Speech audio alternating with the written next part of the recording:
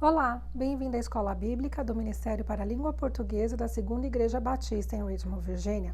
Estamos estudando toda a Bíblia e a lição de hoje cobrirá Filipenses, que foi escrito pelo apóstolo Paulo. É uma carta ou epístola, como nós já sabemos, que foi endereçada aos santos de Filipos.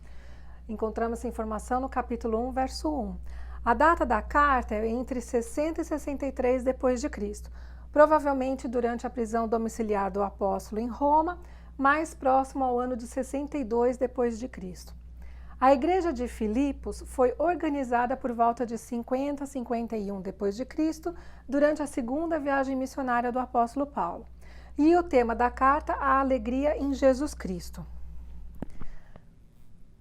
Os acontecimentos devem ser vistos como oportunidade de crescimento. Deus cuida de seus filhos e não os abandona jamais. Então, a cidade de Filipos, ela era uma colônia romana, considerada a porta de entrada para a Europa, da Europa, para os que vinham da Ásia. Ela foi fundada por Filipe II, que era o pai de Alexandre o Grande, um grande conquistador. E a cidade foi construída sobre um monte com abundância de suprimento de águas.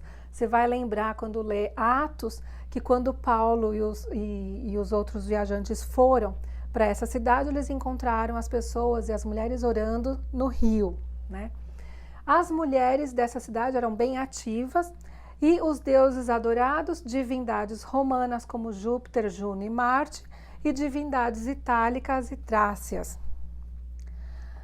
A carta aos Filipenses, então, ela é uma carta bem prática, extremamente prática, onde o apóstolo Paulo vai exortar a igreja a viver em unidade, explicar o porquê do Epafrodito for enviado, compartilhar o plano de visita de Timóteo, agradecer à igreja por sua preocupação com o apóstolo e envio de generosos presentes, informar sobre as circunstâncias do apóstolo e o progresso do evangelho e advertir contra falsos ensinos do legalismo, do perfeccionismo e de uma vida cristã sem compromissos.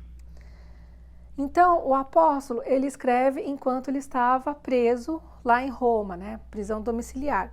E por conta disso, ele fala que toda a guarda pretoriana e demais ouviram o evangelho. Então, Paulo não dorme serviço. Ele estava preso, tinha os soldados que revezavam para tomar conta dele e ele falou do evangelho para todos eles.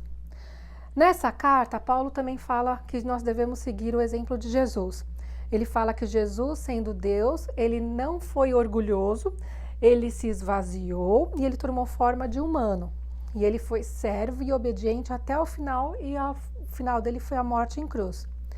Então, nós temos que ser imitadores de Jesus e Paulo fala que nós temos que desenvolver a nossa fé, com temor e tremor.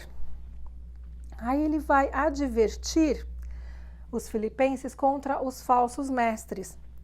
E a primeira coisa que ele fala é contra a falsa circuncisão.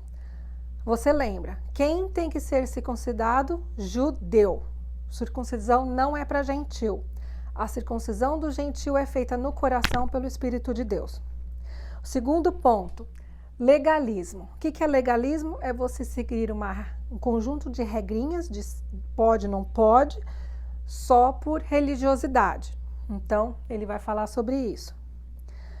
E sobre terminar a corrida, ou seja, a gente começou o processo da fé, nós nos convertemos a Deus, seguimos o exemplo de Jesus, que é o nosso Senhor e Salvador, e a gente tem que seguir isso até o fim, como Paulo coloca, nós temos que correr a corrida até o final, e combater o bom combate, tudo isso que você já sabe. Então, assim, o que ele coloca de terminar a corrida? Vai até o final.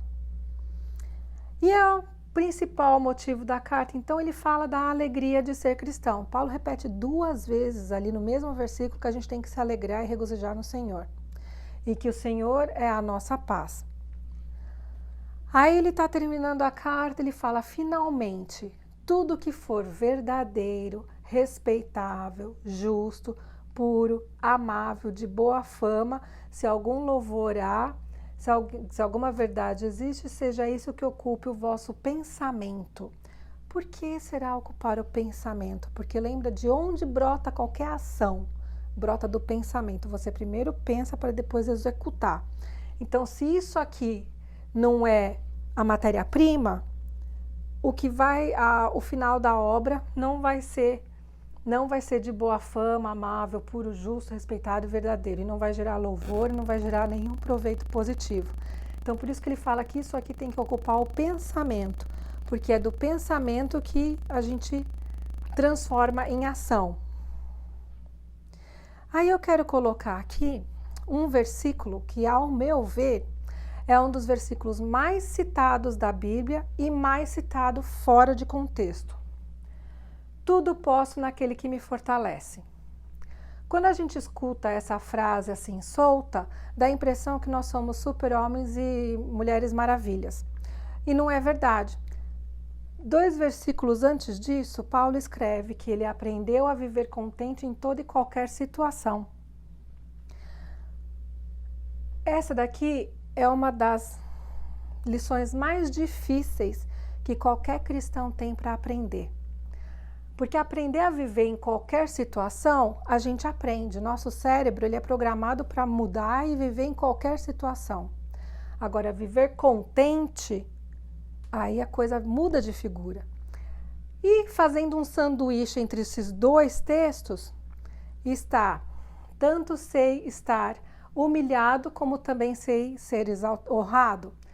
De tudo e em todas as circunstâncias já tenho experiência, tanto de fartura como de fome, assim de abundância como de escassez.